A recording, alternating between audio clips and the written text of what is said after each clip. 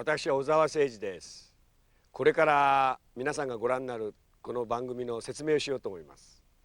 まずこのウィントン・マルセリス、このウィントンという男は我々はこの辺ではクールな音楽家と、そのクールっていうのはちょっと訳すのは難しいんですけども、直訳すれば涼しいとかね、今日は涼しいっていう時にクールっていうかもしれないけども、この場合ちょっと違って、だからそのあれはこの番組をご覧になれば分かると思います、皆さんも。です今僕が立ってるのはニューイングランドのタングルドというところで、これは僕が音楽監督しているボストンシンフォニーの夏の演奏をする場所なんです。夏の家ですね。でこの後ろの納屋での中で、これもこの地方の典型的な納屋、昔の納屋なんですけど、この中でこの番組は制作されました。それでまずですね、この番組の目的は皆さんのようにうんと若い方に見ていただきたいし、あるいは若いお子さんのお父さんお母さんにも見ていただきたいし、それで音楽に親しんでもらいたいというふうに思っています。今日はですね、この番組はまずリズムのこと、なぜ音楽家は足をこう叩くんだろうと、あるいは皆さんが何か歌う時に足踏みを踏みますね。なぜこうやってやる？それはリズムだと、こうやってる。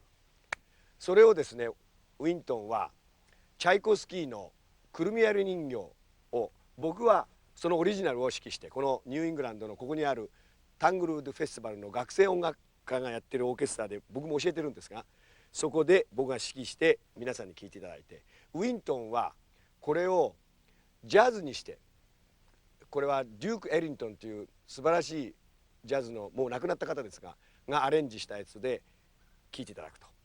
この2つを聴いていただいて、だけどリズムがどういうふうに変わっていくかということを聴いていただきたいと思ってます。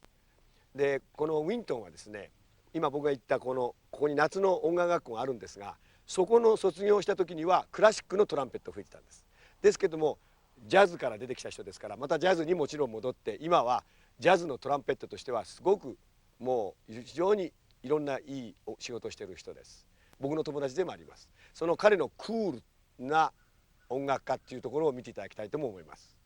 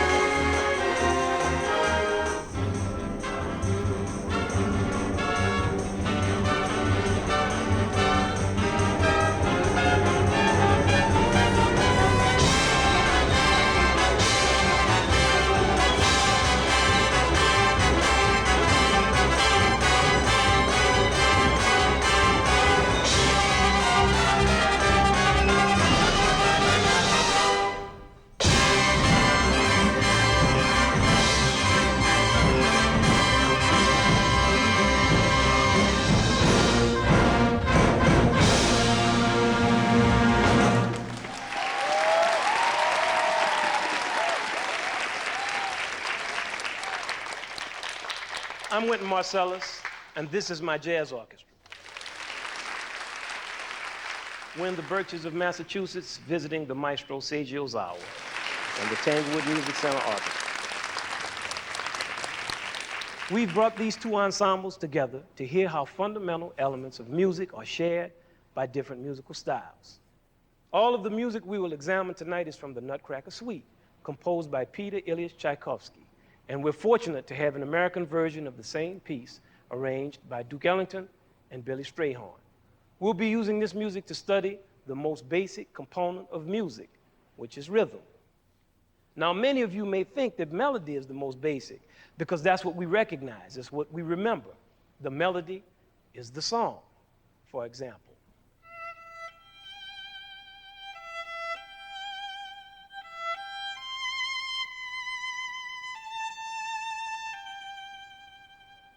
We all recognize this melody.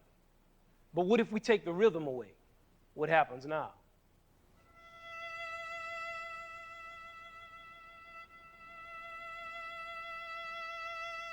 You see, we can't go to the next note without creating some type of rhythm. No motion, no rhythm. No rhythm, no music. Now, let's take the melody away and see what happens.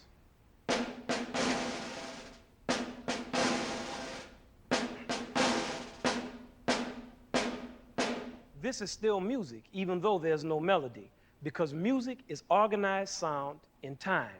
Any sound, if it's organized, it's music. It could be you beating your chest like.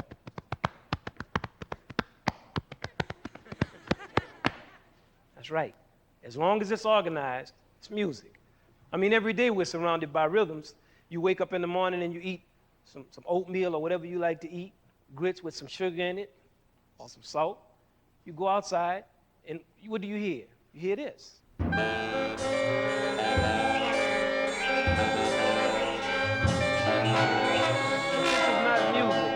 This is not music. It's fun to play, but it's cacophony or noise. It's unorganized. But in the midst of this cacophony, sometimes you hear somebody who's really frustrated in traffic, and they might blow their horn like this.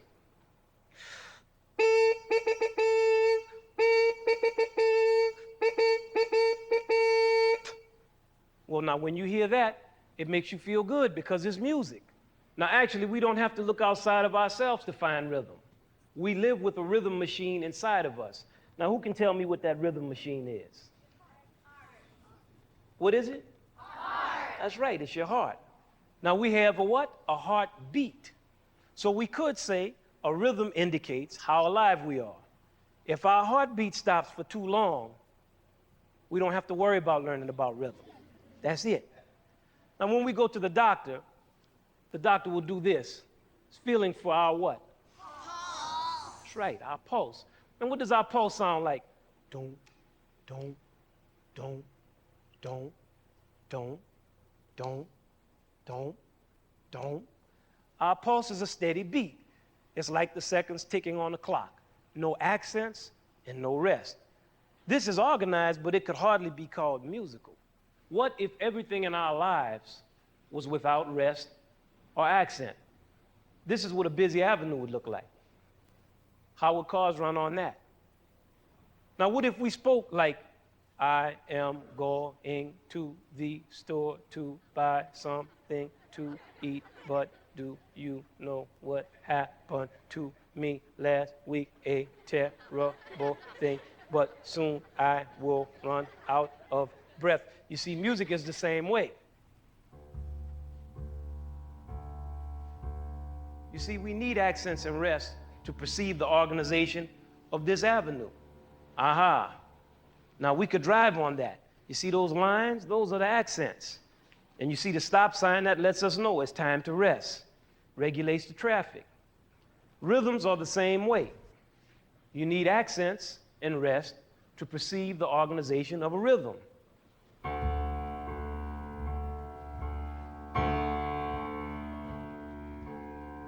See, now you can tell something about this rhythm. And we have names for these organized units. For example, if somebody asks you how far from home to school, you're going to tell me 5 blocks, not 6,737 steps. Or you might say 10 minutes, not 600 seconds. You organize the distance or break up the time to understand it. In music, we organize the beats, accents, and rests into something called meter. And meter is counted just like numbers. There are odd and even meters. For example, odd, 1, 2, 3. or else in an even meter. 1, 2, 3, 4. You see, they feel odd or even. Now let's listen to sections of Waltz of the Flowers from the Nutcracker Suite. Tchaikovsky's is in an odd meter of 3, and then Duke's arrangement is in an even meter of 4.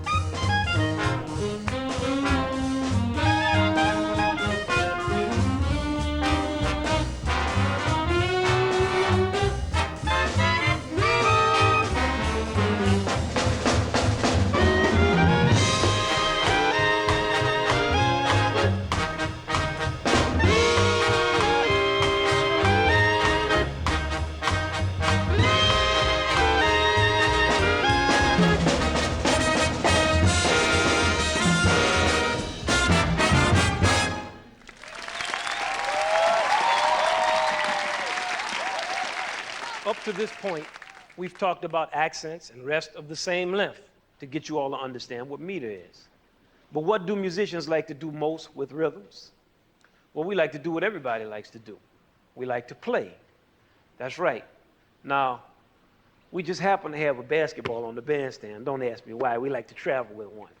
Now, in basketball, when we first learned how to dribble, it was an achievement just to bounce the ball in a steady motion like this.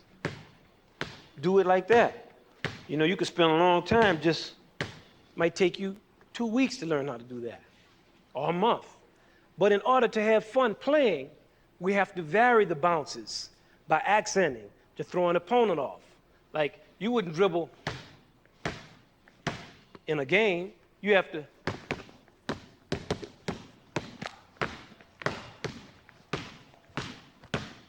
and then sometimes you rest and you pass the ball. Now, the reason we're dribbling is to go from one point to another, hopefully closer to the basket. And we want to dribble with imagination and style. If you're not going to have imagination and style, it doesn't make sense to play. Now, in music, we play with rhythms from tiny, fast ones to long, slow ones. It's just like dribbling that ball. And also in music, we travel through the meter by way of measures. Now, we have a nickname for measures. Measures are called bars. As musicians, we like to say that. Now, we'll have my helpers who are going to come up here with a good book, and we're going to see something. Hopefully, it'll be interesting to us. And if not, it's interesting to me.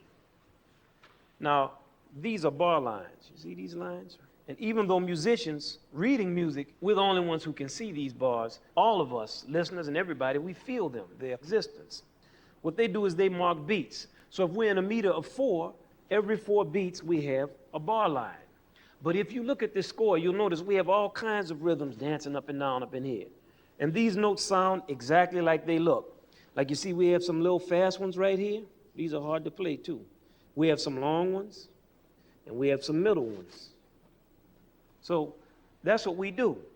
When you're writing music or when you're playing it, the motion equals the rhythm. Thank you all very much. We dance, hop, skip, fly, and tickle rhythms through the meter, and the measures are our points of reference. The measures let us know where we are. Here's some different motions that can be associated with rhythms. These examples are from the march section of the Nutcracker Suite. Well, first, since we call it a march, first motion is marching.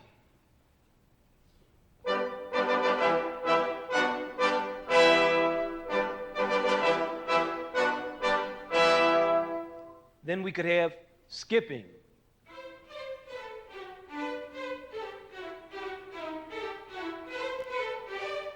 And then bouncing.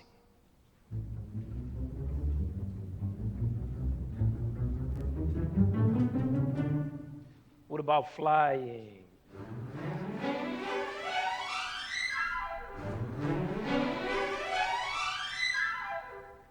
And what about tickling?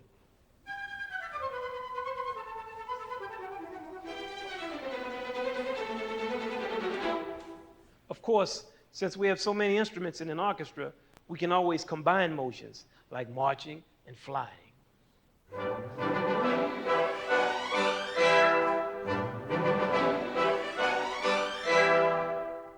And now let's hear Duke Ellington's arrangement of this same march.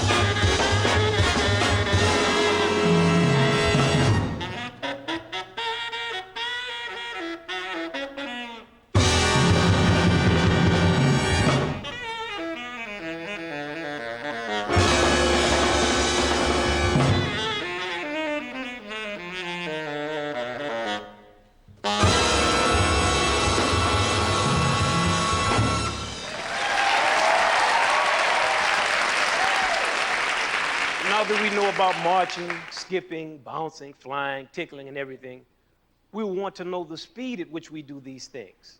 The speed of beats and rest is called the tempo, and the tempo has a powerful effect on the feeling or mood of a piece of music. I mean, walking a mile would certainly put us in a different mood than running one would.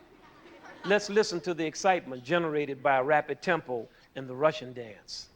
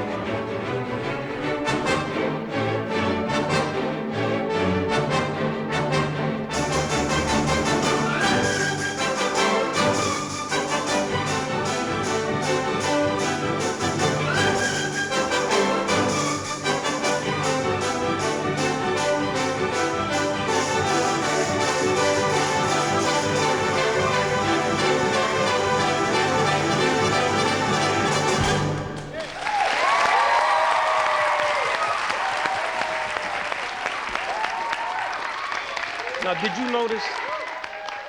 you all notice that the tempo speeds up even more at the end? Did you notice that? Pick up in tempo. Now, this is called an accelerando. It's just like the gas pedal that makes a car go faster. It's called an accelerator. Now, in most scores, there are some Italian words that describe the tempo, things like largo, which means slow, and vivace, which means lively, but I just say very fast, and allegro, which means moderately fast. Let's hear some of the same piece at a slower tempo.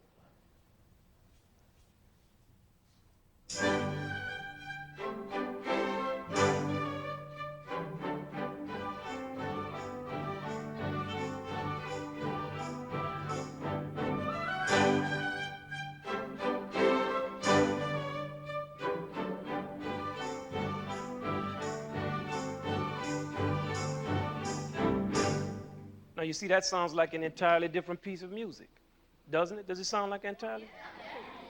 Now we're going to mix up fast and slow so we can give you a better example of the type of effect tempo has on the mood of a piece of music.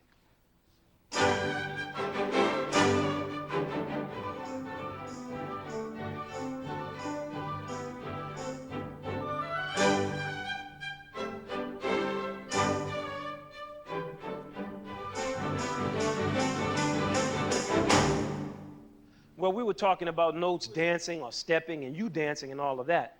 Actually, the Nutcracker is a ballet. It was written for people to dance to. Many times we may hear someone say that a beat is danceable, or most likely they'll say, I like that beat. Well, what beat are they talking about? It can't be all of those rhythms dancing and skipping through the meter, because that's not one beat, it's many, many, many beats. That beat is what we call the ground rhythm. These are the blue-collar workers of music, overworked and underpaid. It's just like grass. We walk on it all day. Here's an example.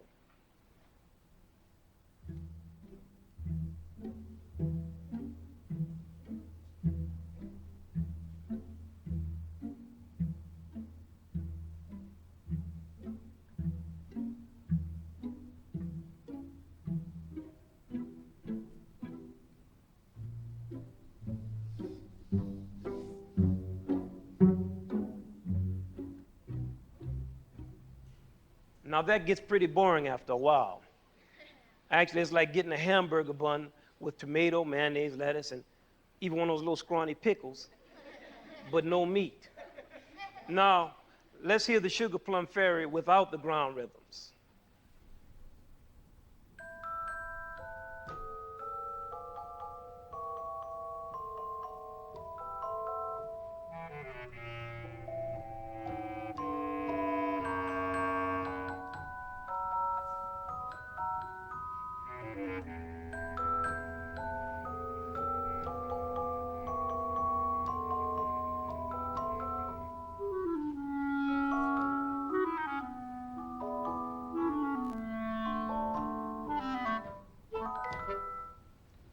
Now that sounds like a hamburger with no bun, ketchup, mayonnaise, or tomato, and definitely not that little scrawny pickle we talked about. Now, just as you have to be still and listen for your heartbeat, so too with the ground rhythm. These rhythms can give music its vitality. The ground rhythms establish the meter, and they change the way you feel it. For example, let's listen to the effect of these two different ground rhythms back to back.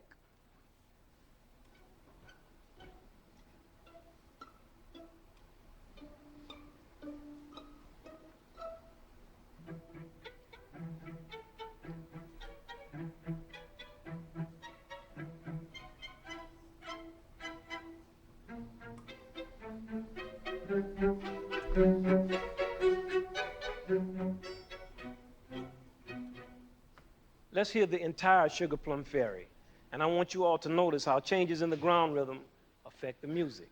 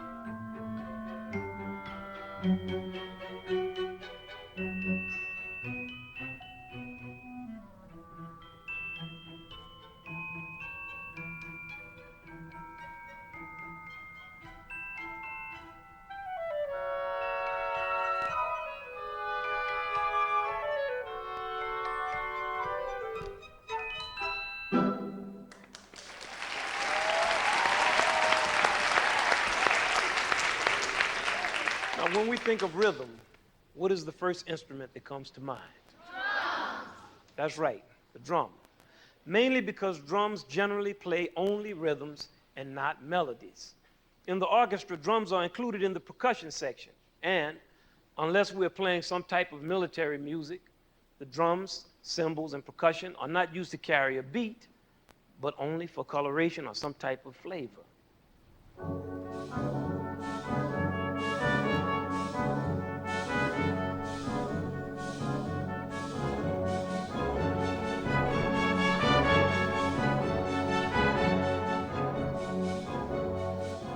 The drums of the jazz band are actually a set of drums of various sizes and different types of cymbals.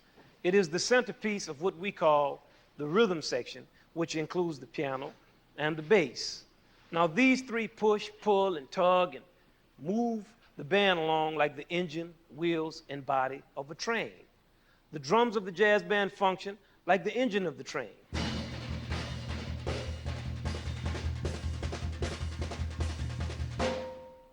The drum set is used to power the band and can be used to interpret whole ground rhythms by itself.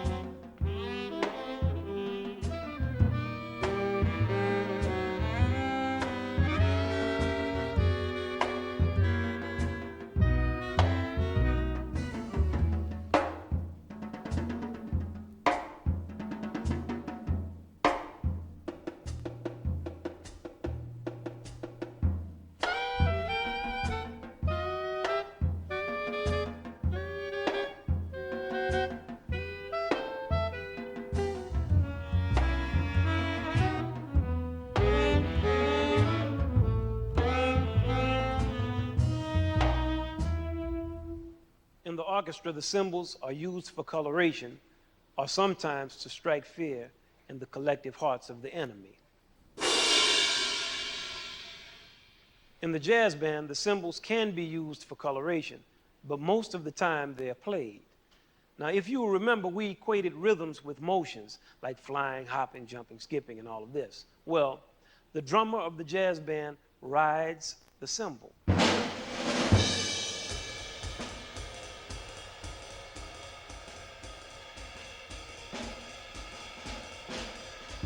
And only now and then will he crash it.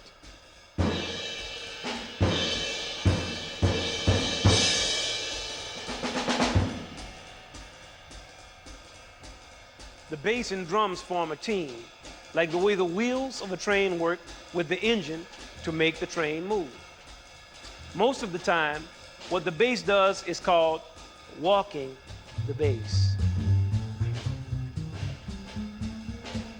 Now, when the drummer rides the cymbal and the bass player walks the bass, this is called swinging. And that is what the jazz band does. It swings. Also, swing is the basic rhythm of jazz music. Now, we add the piano. He is like the body of the train. The body gives the train its shape, and the piano accompanies, or we call it comping. He comps. He can improvise rhythms that fit on top of the drums and bass, something like blowing the train whistle.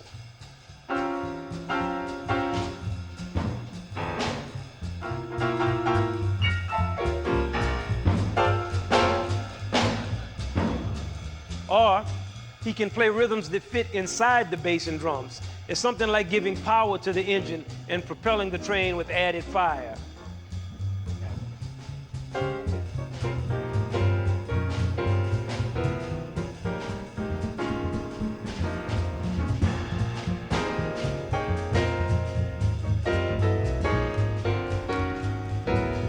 The body makes the train look good, and the piano makes the rhythm section feel good.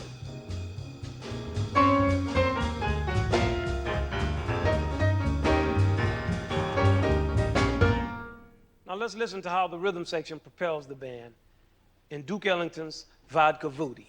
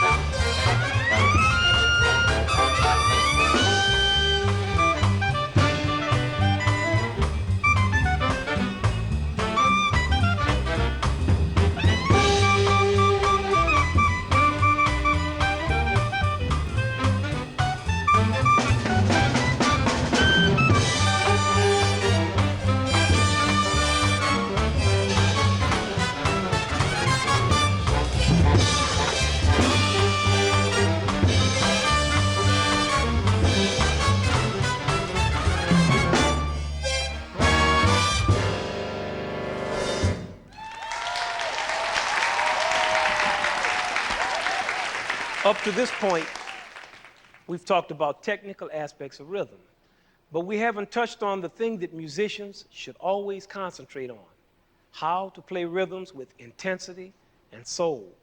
Yes, with soul. It's like hustling in athletic competition. Rhythm has to be played crisply and with exuberance, even if the music is slow or if it's sorrowful music. Now we're going to hear both versions of Dance of the Reed Pipes. First Tchaikovsky's, then Ellington. And we're going to give our musicians a chance to show off.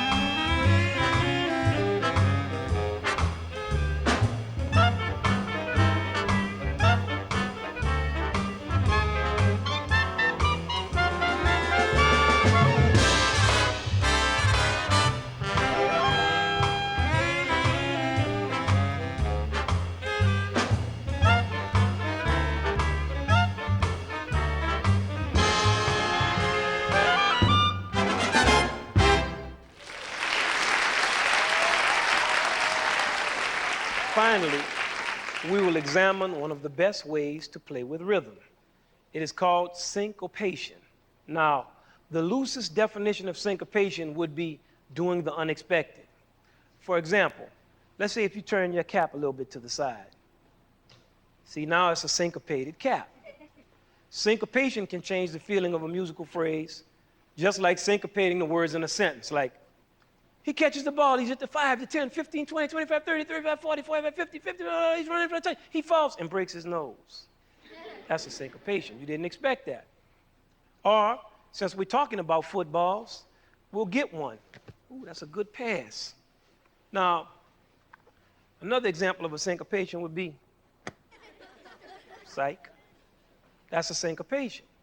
Or else, syncopation. Syncopations are used to create rhythmic contrast and keep our attention, keep us on our toes. You see, you had to be ready for that one. It caught you by surprise. Now, how do we syncopate in music? By purposely going against an established rhythmic pattern. Let's remember that the accentuation of beats in rest form meter. If everyone is marching hup, 2, 3, 4, hup, 2, 3, 4, and you come out there and march hup, 2, 3, hup, 2, 3, hup, 2, 3, that would be a syncopation. You're accenting a beat that no one else is accenting. It's unexpected.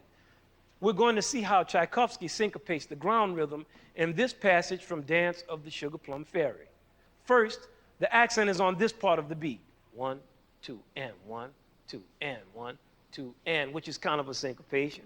Then it repeats irregularly, so it's what we would call twice syncopated.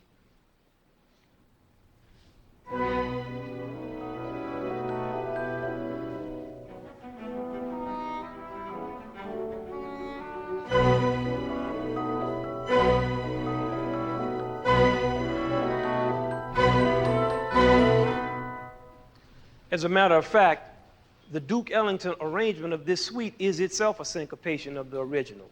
It constantly does the unexpected, that is, if you know the original. For example, let's hear an excerpt from Tchaikovsky's overture.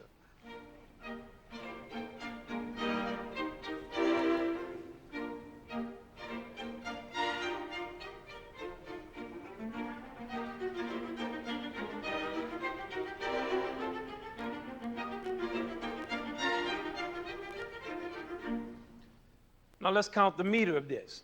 1, 2, 3, 4, 1, 2, 3, 4, 1, 2, 3, 4, 1, 2, 3, 4. You see the accents are on 1 and 3. Now, let's hear Duke's.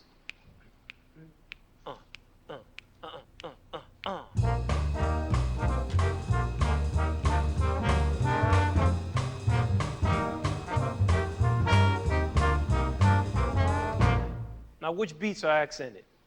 Did you all know which beats were accented? 2 and 4, that's right. It's known as the backbeat. 1, 2, 3, 4, or 1, 2, 3, 4, 1, 2, 3, 4, 1, 2, 3, 4. Also, the rhythm of the melody is syncopated. That's another syncopation. Now, what about this section from the march?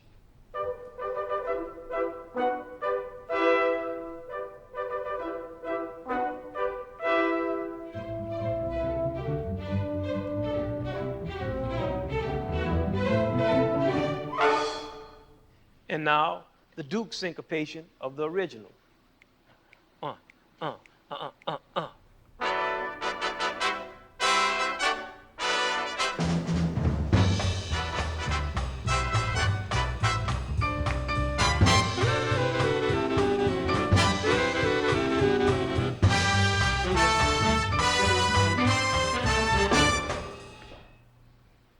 There are many ways to syncopate rhythms, but syncopation will almost always catch us by surprise and leave us smiling.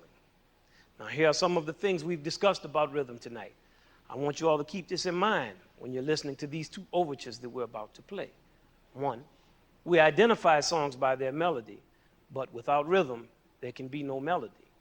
2, accented beats and rest fall into odd or even meters. 3, meters are divided into measures, which are a point of reference for dancing, hopping, skipping, flying, tickling, so on and so forth, the rhythm. 4, tempo means fast, slow, kind of slow, and so on. 5, we play with rhythm by varying accents and rest. just like dribbling the basketball. 6, the ground rhythms are overworked and underappreciated, but they're essential to give music a vitality and a lift. 7, the bass, drums, and piano are the rhythm section, and they swing. 8, rhythms must be played with intensity and soul at all times. And 9, syncopation is accenting the unexpected. No motion, no rhythm. No rhythm, no music. So now see if you can remember some of these things while you hear Tchaikovsky and Ellington's overtures to the Nutcracker. And if you don't remember any of them, you can still check out this swinging music and enjoy it. Thank you.